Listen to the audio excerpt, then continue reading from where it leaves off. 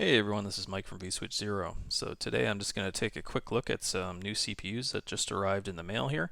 I just got them out of the box, and I had originally bought these two to use as part of the Socket to Me 7 build-off system that I put together recently, and you can see a link to that in the top right if you'd like to go and check that out. But you can see that these are actually a pair of classic Pentiums, and they both have retail coolers on them. Every once in a while you get a good deal on eBay, and I found these for only $12 for the pair of them, so I thought that was quite good. Unfortunately, they didn't get here fast enough. It took a while, so I couldn't use them in the build. But I was most interested in this one actually. This is you can see in the corner there, the number 200. So this is a classic Pentium 200, so not the MMX model. And you can see the model number there as well. It's a little bit covered by the sticker, but yeah, this is the first time I'm seeing this, but the pins look like they're in good condition.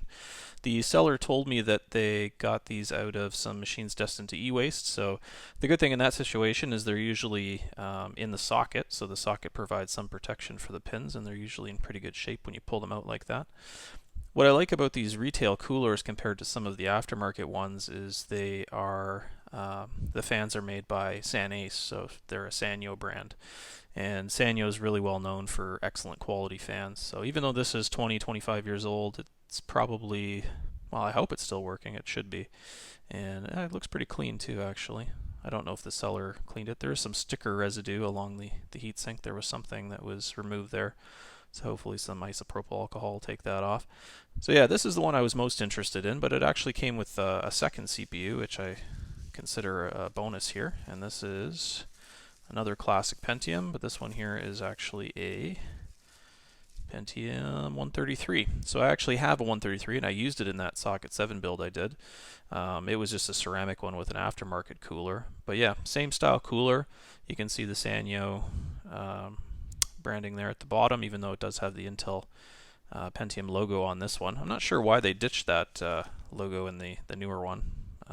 That's interesting, but I actually have a Pentium 120 as well that has the same style of cooler on it and a totally different sticker. I'm going to fetch that in a minute and show the difference. But so the fan lead connector here is a proprietary one that Intel uses. I think even in the Pentium 3s they used the one, but it had a different, a third connector for the tach signal. The seller did give me one cable, which is nice, but unfortunately I can only use one of the two CPUs at once because I don't have another one of these. The good thing I like about these also is that if you look at the Molex connector here, there are pins that can be removed. So there's it's very easy to just stick a pin down one of these openings, and you can fold down the little flap of metal that holds it in place, and you can pull it out and put the 12-volt pin into the 5-volt position if you want quieter cooling.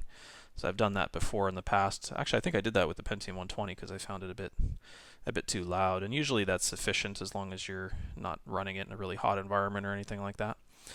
So yeah, not bad for $12, and I think the shipping was quite cheap too, so can't complain with that.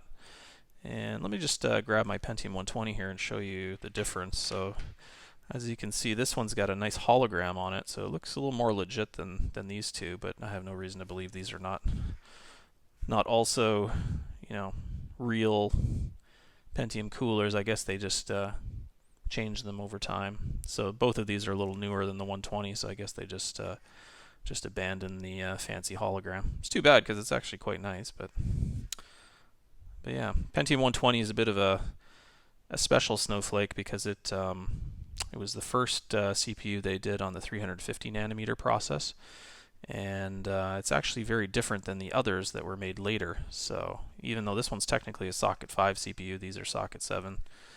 I'll have to get into that another day. That's a longer discussion than I was planning for this video. But yeah, so there you have it. I've got 3 classic Pentiums with retail coolers now, all looking a little bit different. Hopefully I'll be able to test these in that Socket 7 build pretty soon. Anyway, that's it for now. Thanks for watching.